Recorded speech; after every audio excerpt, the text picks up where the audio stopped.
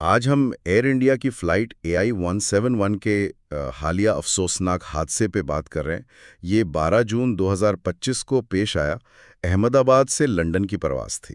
جی، ایک ایسا واقعہ جس نے واقعی پوری ایویشن کمیونٹی کو آپ کہہ سکتی ہلا کے رکھ دیا ہے۔ بالکل، تو ہمارے پاس اس حوالے سے کچھ معلومات ہیں، کچھ ذرائع ہیں۔ آج ہم کوشش کریں گے کہ ان کی روشنی میں دیکھیں کہ یہ حادثہ کیسے ہوا، تحقیقات کہاں تک پہنچی ہیں اور اس کے کیا اثرات ہو رہے ہیں۔ جی، آئیے اس معاملے کو تفصیل سے دیکھتے ہیں۔ تو شروع کرتے ہیں کہ یہ سب ہوا کیسے۔ فلائٹ AI-171 یہ ایک بوئنگ 787-8 ڈریم لائنر تھا، رجسٹریشن VTANB۔ احمد آباد سے ٹیک آف کا وقت تھا دوپہر کا تقریباً 1:38۔ ہاں، اور ذرائع یہ بتا رہے ہیں کہ ٹیک آف کے چند سیکنڈز کے اندر ہی پائلٹس نے میڈے کال دی۔ میڈے کال یعنی کوئی سنگین ایمرجنسی؟ جی بالکل، انہوں نے انجن کی طاقت یعنی تھرسٹ کم ہونے یا ختم ہونے کی اطلاع دی۔ یہ بہت ہی غیر معمولی بات ہے ٹیک آف کے فوراً بعد۔ اور پھر کیا ہوا؟ طیارہ کتنی بلندی تک گیا؟ بس سمجھیں کہ بمشکل 650 فٹ تک، اور اس وقت بھی لینڈنگ گیئر نیچے ہی تھے۔ اچھا، 650 فٹ، یہ تو بہت ہی کم اونچائی ہے۔ جی ہاں، اور وہاں سے وہ تیزی سے نیچے آیا اور احمد آباد میں ہی میگھانی نگر علاقے میں BJ میڈیکل کالج کے ہاسٹل کی عمارت سے ٹکرا گیا۔ اوہ خدایا، اور ظاہر ہے جانی نقصان بھی بہت ہوا ہوگا۔ یہ سب سے تکلیف دہ پہلو ہے۔ طیارے میں کل 242 لوگ سوار تھے، 230 مسافر اور 12 عملے کے ارکان۔ 242؟ جی، اور ان میں سے صرف ایک مسافر، ان کا نام وشواس کمار رمیش بتایا گیا ہے، وہ زندہ بچے۔ وہ برٹش شہری ہیں، بھارتیہ نجات۔ صرف ایک؟ کیسے ممکن ہوا یہ؟ کہا جا رہا ہے کہ وہ کسی طرح ایمرجنسی ایگزٹ سے نکلنے میں کامیاب ہو گئے۔ ابھی وہ ہسپتال میں ہیں۔ باقی تمام 241 افراد جو طیارے میں تھے وہ جان بھر نہ ہو سکے۔ یہ تو ناقابل یقین ہے۔ اور زمین پر بھی تو نقصان ہوا ہوگا؟ جی، زمین پر بھی کم از کم 39 ہلاکتوں کی تصدیق ہوئی ہے، حادثے اور اس کے بعد لگنے والی آگ کی وجہ سے۔ شناخت کا عمل ابھی تک جاری ہے، جیسے حال ہی میں سرلا بین ٹھاکر اور ان کی پوتی کی شناخت ہوئی ہے DNA کے ذریعے۔ یہ تو بہت بڑی ٹریجڈی ہے۔ اچھا، تحقیقات کا کیا سٹیٹس ہے؟ کون کر رہا تحقیقات؟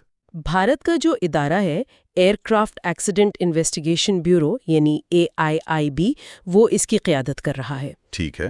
اور عالمی مدد بھی شامل ہے، امریکہ کی NTSB، برطانیہ سے ٹیمیں اور خود بوئنگ کمپنی بھی۔ بلیک باکسز ملے ہیں، FTR اور CVR؟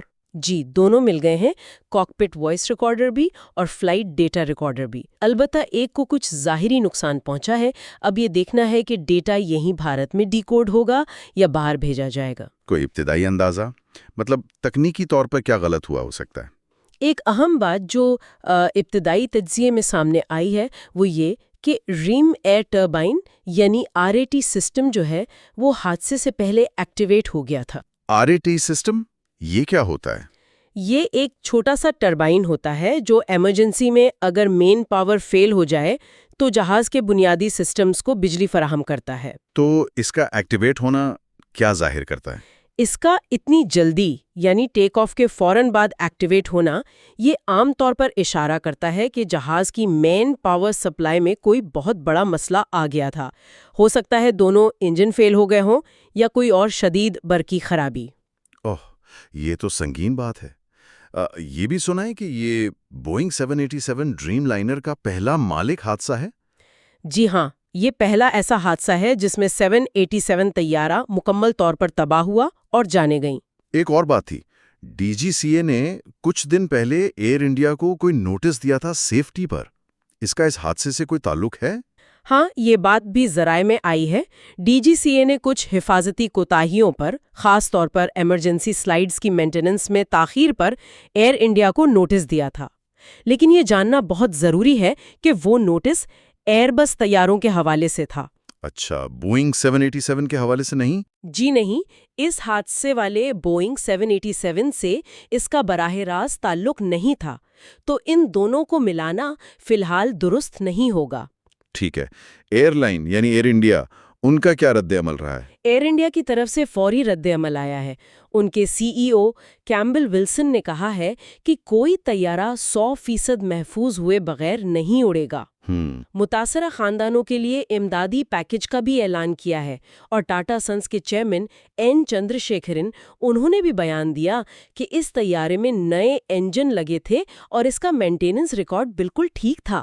اور انہوں نے ایک ٹرسٹ بھی قائم کیا، سنا ہے؟ جی، AI-171 ٹرسٹ کے نام سے، تاکہ متاثرہ خاندانوں کی طویل مدتی مدد کی جا سکے۔ یہ اچھی بات ہے۔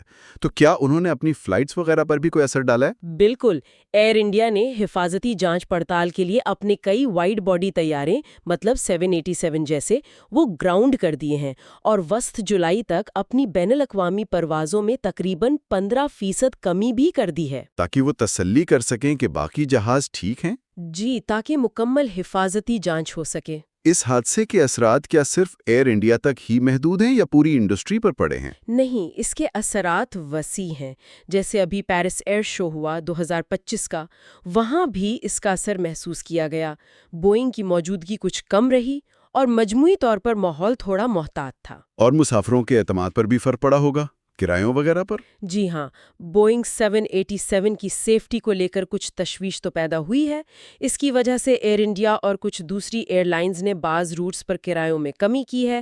کچھ ذرائع تو بتا رہے ہیں کہ کہیں کہیں 24% تک کمی ہوئی ہے۔ 24%؟ یہ تو کافی زیادہ ہے۔ جی، اور اس کا تعلق شاید ریگولیٹری اداروں کی بڑھتی ہوئی سختی سے بھی ہے۔